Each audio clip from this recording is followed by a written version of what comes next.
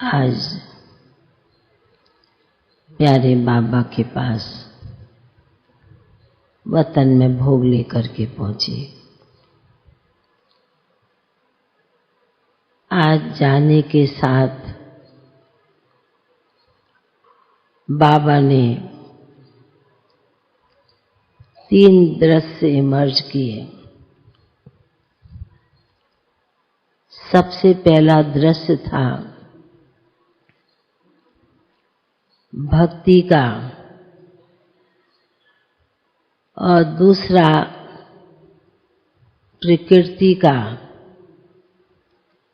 और तीसरा ब्राह्मण बच्चों के प्रति।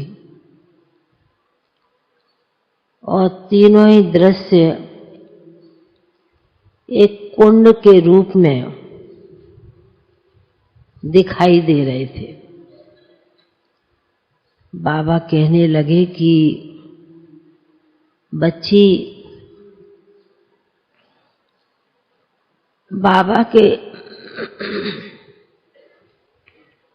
बाबा के सामने आज विशेष रूप से 3 दृश्य बाबा ने इमर्ज किए हैं। एक तरफ देख रहे हैं बाबा अपने भक्तों की बहुत आशाएं लेकर मंदिरों में अपने इष्ट देवों के पास, इष्ट देवियों के पास अपनी कुछ न कुछ मनोकामनाएं ले करके जा रहे हैं। कुछ दर्द दुख की बातें भी। दूसरा दृश्य था प्रकृति का। बाबा ने कहा कि प्रकृति का भी दृश्य बाबा जो एक कुंड के रूप में देख रहे हैं कि हर एक आत्मा की बहुत दुख की आवाज, बहुत अशांति की आवाज, बहुत दर्द की आवाज चारों तरफ से बाबा के पास में भी पहुंचती रहती है वतन में। और तीसरा कुंड था जो बाबा ने हम ब्राह्मण बच्चों के लिए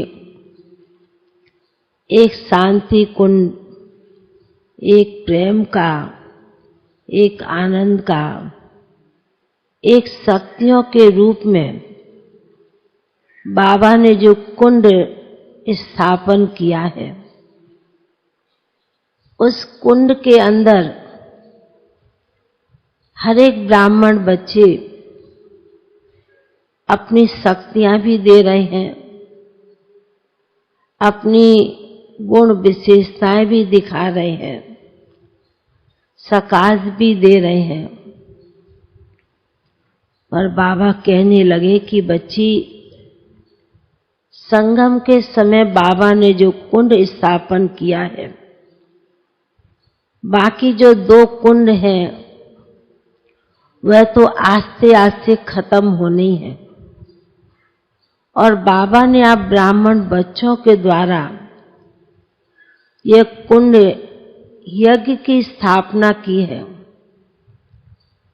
उसका बाबा ने का प्रभाव जैसे कोई बहुत बड़ा कुंड होता है, उसकी आग की लपटें बाहर ऊंची ऊंची निकलती दिखाई देती है।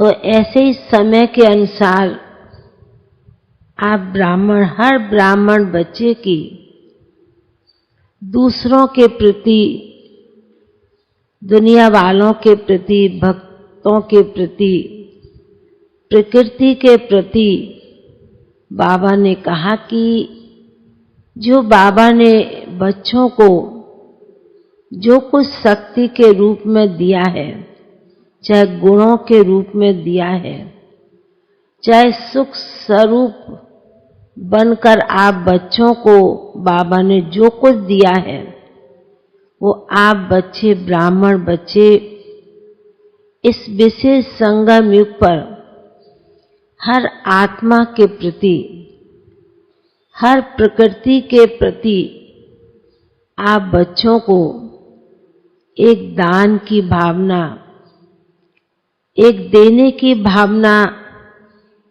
हर ब्राह्मण बच्चे के अंदर होनी चाहिए, क्योंकि आप बच्चे देने वाले दाता हो और जो अन्य आत्माएं लेने वाली हैं। भक्ति में वह हाथ फैलाते हैं और आप बच्चों के हाथ देने के, दातापन के हाथ होते हैं। तो बाबा ने कहा कि इसलिए ब्राह्मण बच्चों को इस जो बाबा ने कुंड यज्ञ स्थापन किया है, उसमें विशेष हर ब्राह्मण बच्चों को अपना विशेष हर प्रकार का योगदान, अपनी शक्तियां, इसमें जब आप बच्चे नियम प्रमाण अच्छी तरह से डालते रहेंगे तो बाबा ने कहा इस कुंड का प्रभाव चारों तरफ प्रकृति के तत्वों को भी मिलेगा, अन्य भगत आत्माओं को भी मिलेगा, दुखी अशांत आत्माओं को भी मिलेगा, क्योंकि आप बच्चे दाता के बच्चे हो, देने वाले हो। तो बाबा ने कहा दाता के बच्चों का सदा हाथ एक दाता के रूप में सदैव बना रहना चाहिए। तो बाबा जैसे कि तीनों दृश्य को इमर्ज करते हुए बड़े प्यार से, बड़े गंभीरता के रूप से बाबा सुना रहे थे। बाबा ने कहा कि बाबा के पास तो हर ब्राह्मण बच्चे की चाहे दिल की आवाज हो, चाहे दुख से भी याद करते हैं, चाहे परिस्थिति से भी याद करते हैं, तो भी याद पहुंचती है। तो आप बच्चों का काम फिर औरों को देना है। तो बाबा ने कहा यही आप ब्राह्मण बच्चों की विशेषता है, जो बाप ने दिया है वही आपको करना है। ऐसे कहते हुए बाबा के सन्मुख भोग रखा था।